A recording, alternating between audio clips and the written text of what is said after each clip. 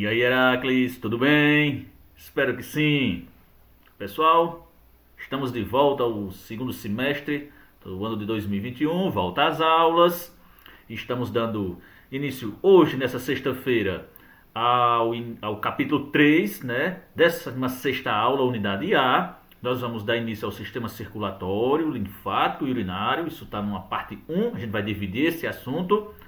Nosso primeiro tópico é o 1. Vamos falar sobre a atuação do sistema circulatório, darmos uma visão de uma forma um pouco generalizada sobre ele e sua relação com o linfático urinário e também com os outros sistemas, beleza? Então, vai para a página 49 que a gente vai iniciar esse conteúdo, beleza?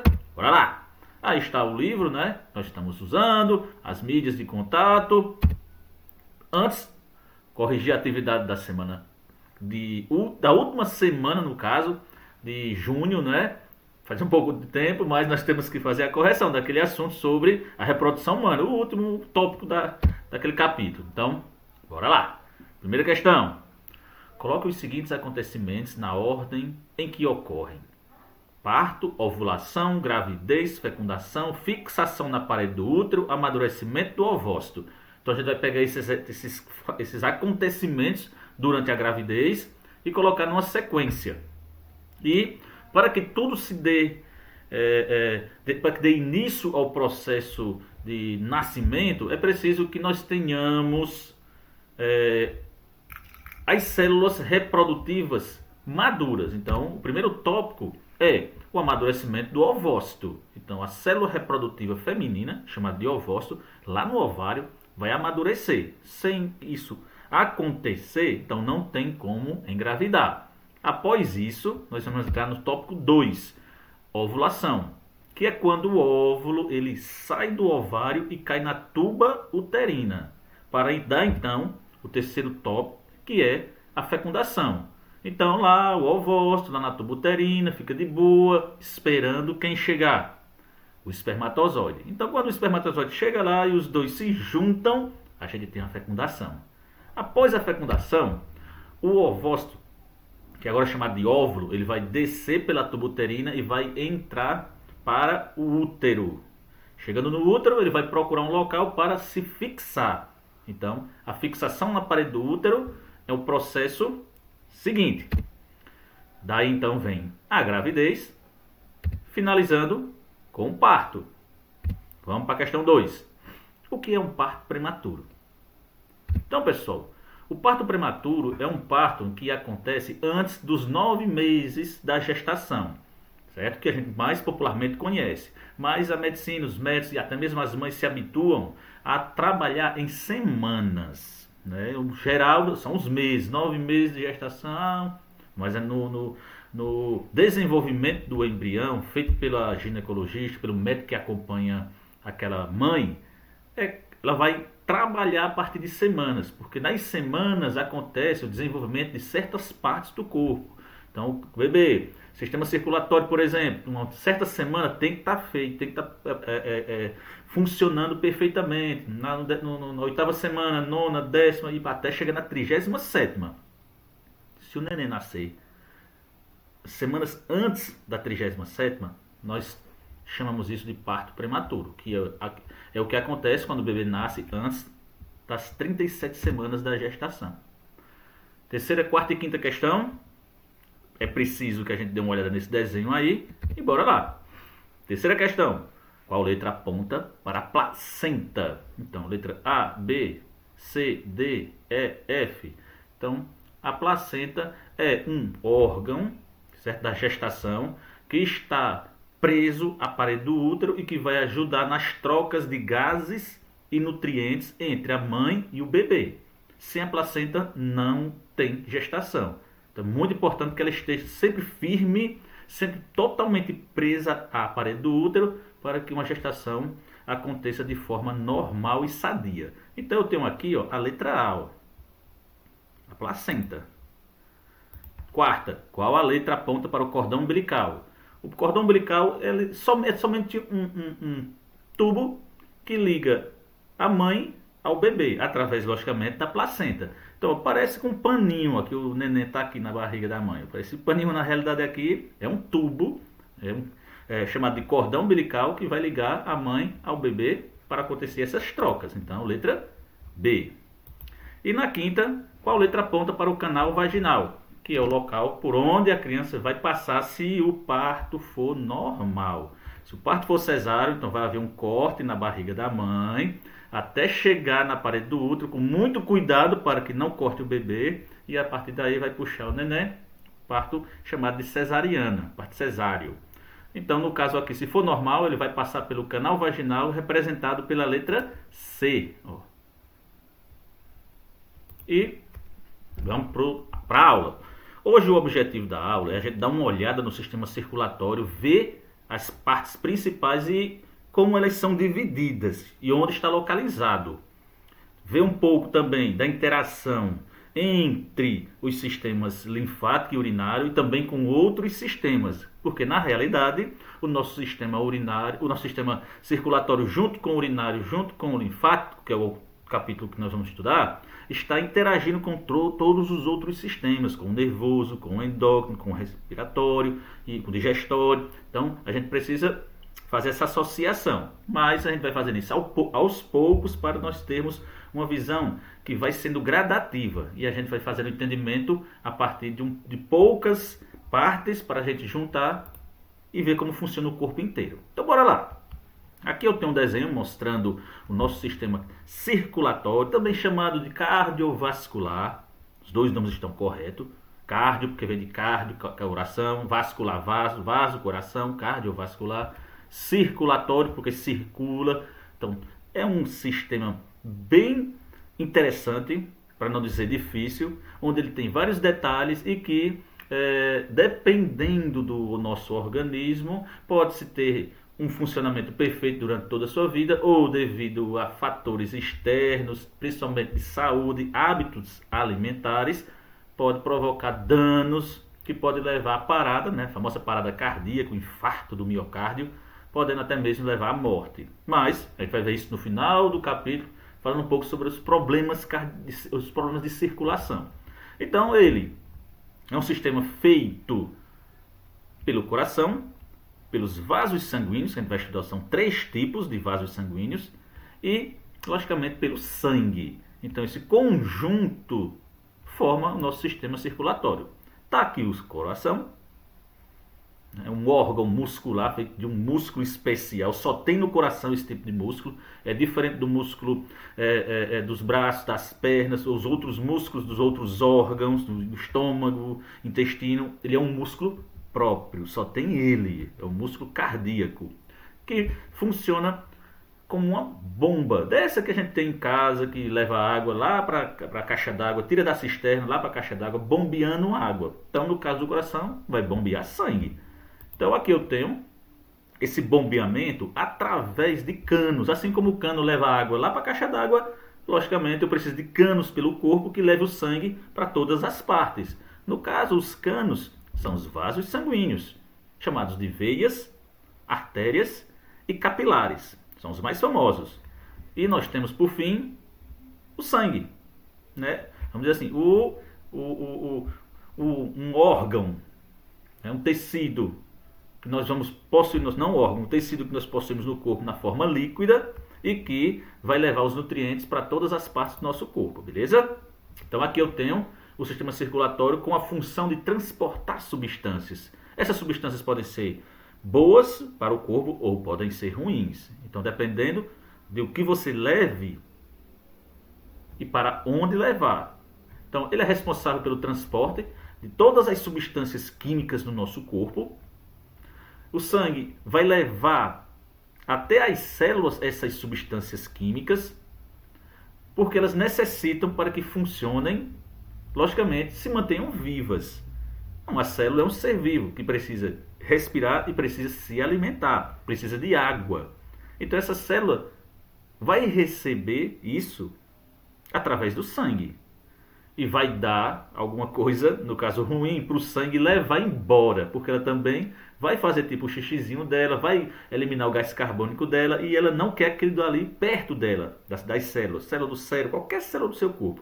e quer que o sangue leve embora. Então o sangue também transporta para longe as substâncias que não servem e que serão jogadas para fora, principalmente pela urina ou então pelos pulmões. Nosso corpo vai eliminar o que não presta pela urina e pelos pulmões. Aqui eu tenho um esquema mostrando a interação que existe entre o sistema respiratório e digestório. Nós estudamos no sistema respiratório que a função dele é captar do ar o oxigênio e eliminar para o ar o gás carbônico. É a função do sistema respiratório, lá nos alvéolos, pegar o oxigênio e jogar fora o gás carbônico. Captura o oxigênio, solta gás carbônico. O nosso sistema digestório, a gente estudou e viu que a função dele basicamente é tirar os nutrientes, tudo que é bom do que a gente come. Então, nosso sistema digestório vai quebrar os alimentos, vai triturar, vai fazer a digestão química, vai absorver o que presta e vai passar direto o que não presta, formando as fezes e indo embora. Certo? Então, os nutrientes vão ser absorvidos, o oxigênio vai ser absorvido e essas duas coisas boas, olha só, vão ser mandadas para o sangue, vão ser mandadas para o sistema circulatório. A lógica é, essas coisas boas devem ir para quem? Para as células do nosso corpo. Então, ninguém melhor do que o sistema circulatório para levar esses nutrientes. Então, as células vão receber os nutrientes, oxigênio, e vão dar para o sangue, como eu disse, o que não serve, aquilo que ele precisa eliminar. Então, essas substâncias tóxicas que sobraram vão ser mandadas também para o sistema circulatório. Ah, Bruno, então vai misturar os dois? Não. Ela captura o oxigênio e os nutrientes por um lado e joga numa parte do sistema circulatório, e o que não presta em outra parte do sistema circulatório. Não vai misturar.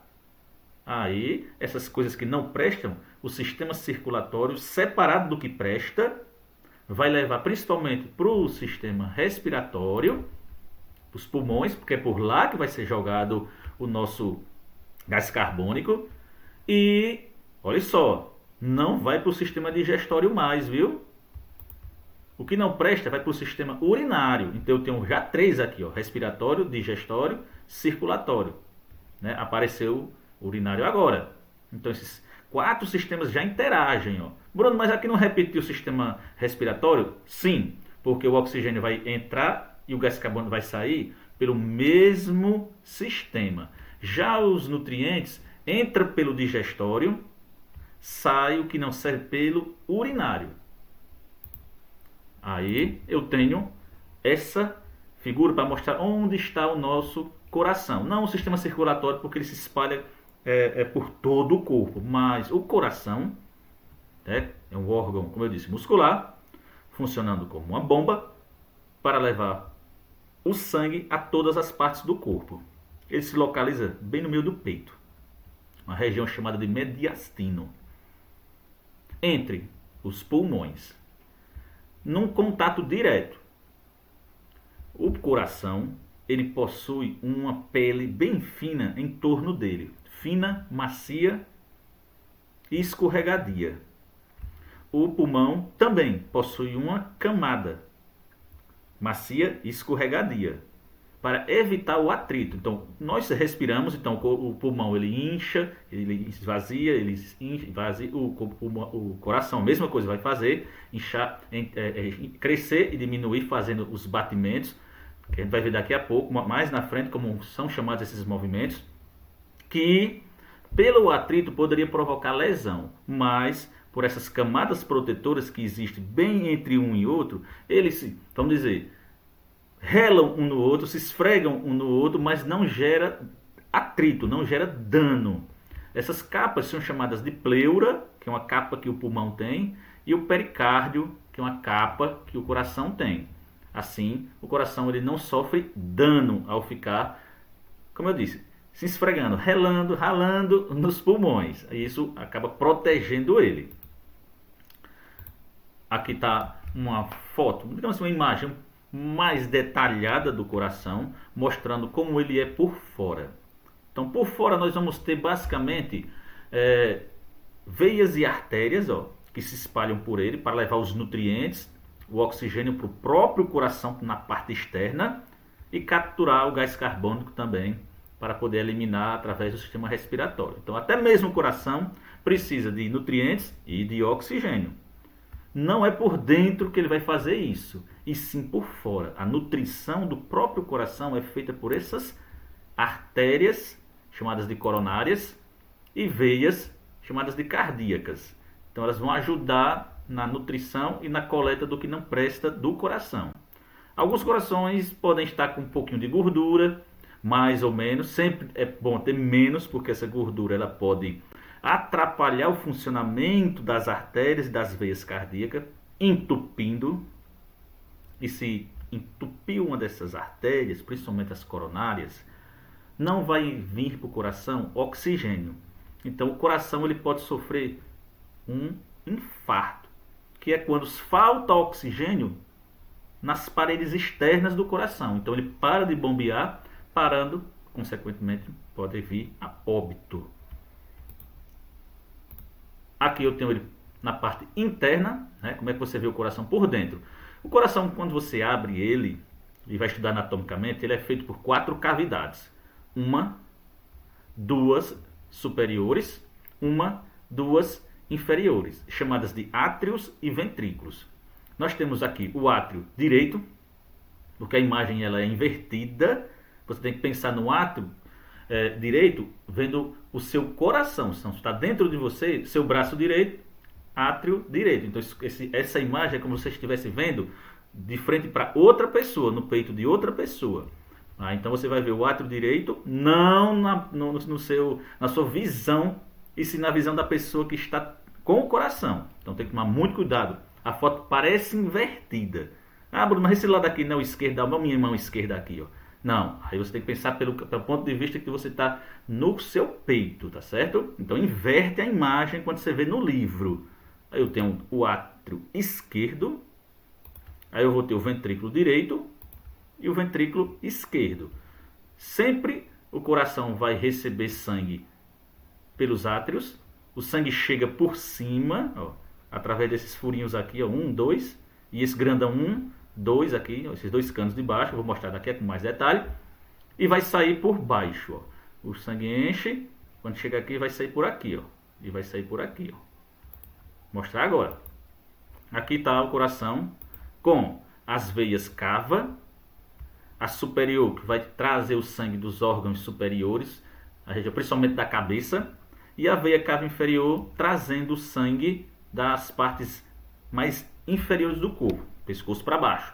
Aí o sangue vai vir por aqui, ó, sobe e vai chegar a encher essa região aqui. Vai vir por cima e vai encher. Quando o sangue enche o átrio, né, direito, ele vai descer para o ventrículo direito, ó. Depois esse sangue vai sair daqui por essa portinha, porque vão se abrir essas portas, e o sangue vai para os pulmões através da artéria pulmonar. Quando os pulmões limpam esse sangue vai voltar pelas veias pulmonares e vai encher aqui o nosso átrio esquerdo. Vai descer para cá, encher o ventrículo esquerdo e sair pela artéria aorta, levando sangue limpo, sangue rico em oxigênio para todas as partes do corpo. Então essas artérias, esses detalhes aqui que eu coloquei, ó, artéria pulmonar, artéria aorta, são artérias porque elas vão sair do coração, vão levar sangue do coração. Veias levam sangue para dentro do coração. Essa é uma observação muito importante. Toda veia leva sangue para dentro do coração. O sangue que chega no coração podem chegar por um lado sujo e por outro limpo. Como assim, Bruno? Esse lado que nós temos como lado direito do coração é um sangue que está chegando sujo. É um sangue chamado de venoso. É um sangue que é pobre em oxigênio. Então o sangue vai vir aqui, passar para cá, do átrio para o ventrículo, e subir para o pulmão, através da artéria pulmonar. Chegando no pulmão, ele vai ser limpo, vai ser jogado fora esse gás carbônico, esse sangue vai ser transformado em um sangue puro, um sangue limpo, um sangue cheio de oxigênio, um sangue arterial. Esse sangue vai vir para esse outro lado aqui, ó, esse outro átrio, no caso o esquerdo, e esse átrio vai mandar o sangue para o ventrículo esquerdo, e do ventrículo esquerdo vai subir pela artéria aorta, e a artéria aorta vai levar o sangue para todas as partes do nosso corpo, tá certo? E é isso, pessoal. Aqui está a aula para vocês darem uma revisada. As 5 perguntas do formulário. Se cuidem. Espero que tenham gostado.